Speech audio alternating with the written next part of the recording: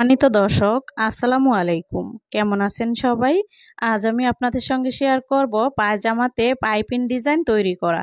আশা করছি পুরো ভিডিওটি দেখলে সহজে আপনারা এই পাইপিং দেওয়া ডিজাইনটি তৈরি করতে পারবেন। তো দেখুন, পায়জামা আমি কাটিং করার পর অর্ধেকটা সেলাই করেও নিয়েছি। এখন নিচের অংশ আর সাইড বাকি আছে।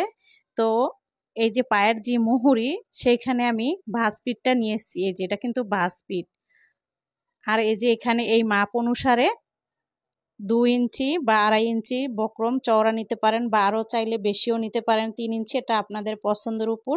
তারপর একটুখানি কাপড় এইভাবে ভাঁজ করে দিয়ে এরপর আমি সোজা একটি সেলাই দিয়ে দিব।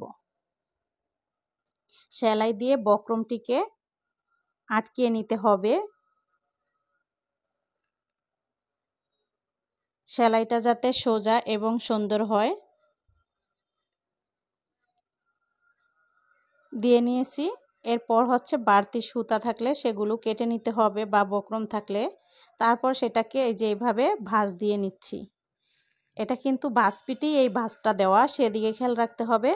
সালোয়ারের ভাঁজ পিঠেই আমি এই ভাঁজটা এভাবে দিয়ে এখন পাইপিংয়ের যে কাপড় এখানে আছে 1.5 ইঞ্চি চওড়া কাপড়কে আমি এইভাবে ভাঁজ দিয়ে নিয়েছি। 4 ভাঁজ দিয়ে চিকন একটি পাইপিংয়ের মতো করে তারপর এই যে মাঝখানে এইভাবে দৌড়ে কিছুটা বাড়তি রেখে চিকন করে এরপর সেলাইটি দিয়ে দিব, এই যেরকম।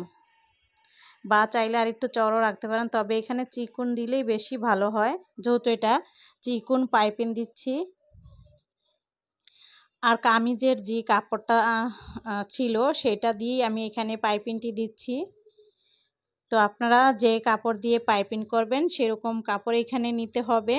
তো এটা কামিজটা প্রিন্টের, এই জন্য আমি প্রিন্টের কাপড়টি দিয়েই পাইপিংটি দিচ্ছি। তো দেখুন, এই যে আমি কিন্তু ভিডিওটা টানি নাই, যাতে আপনারা মনোযোগ দিয়ে দেখতে পারেন। 5 মিনিট 8 সেকেন্ডের ভিডিও, এই জন্য আর টেনে দিইনি, কারণ আপনারা আস্তে আস্তে যাতে সেলাই করতে হয় সেটা যাতে বুঝতে পারেন। এখানে দ্রুত সেলাই দিলে কিন্তু পাইপিংটা কোথাও বেশি কোথাও কম হয়ে যাবে। এরপরে বাড়তি থাকলে সেটাকে কেটে নিতে হবে। এখন হয়ে গেল কিন্তু। তারপর আরও একটি পাইপিংয়ের কাপড় নিব, এরকম কিন্তু 2 পায়ের জন্য 4 পিস কাপড় নিয়েছি। তা আবারও ভাঁজ দিলাম 2 পাশ থেকে। তারপর এভাবে দিলেও হবে, বা 2 ভাঁজ দিয়ে মাঝখানে দিলেও হয়ে যাবে।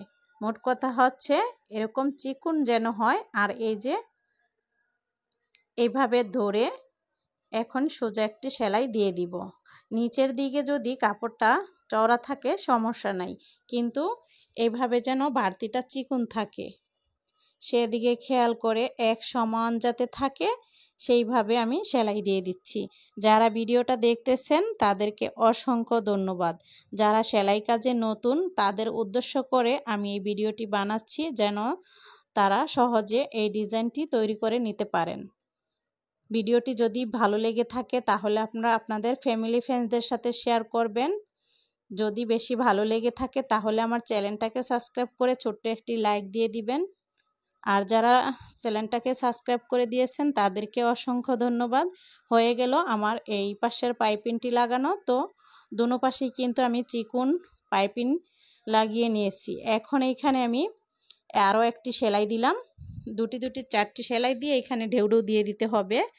তো এই যে মাঝখানে চাইলে এই সেলাইটি না দিলেও হবে, তবে আমি এখানে একটি সেলাই এভাবে দিয়ে দিচ্ছি ঢেউ করে, বা সোজা সোজা করে 2টা বা 3টা সেলাই আপনারা এখানে দিয়ে দিতে পারেন, একটু ফাঁকা করে করে, এই আর কি। তো দেখুন, আমি কাছ থেকে আপনাদের এই ঢেউটা দেখিয়ে দিচ্ছি। দেখুন এরকম ঢেউ হয়েছে, সেলাইটা দেখতে ভালো লাগতেছে, তাই না? আর এই যে উল্টা পাশটা এরকম। তো এখন আমি এটা সেলাই করার পরও আপনাদের দেখিয়ে দিব যে কীরকমটা হয়েছে। সাইডটা সেলাই করলেই কিন্তু হয়ে যাবে। আর দোনো পা সেমভাবে সেলাই করে নিয়েছি।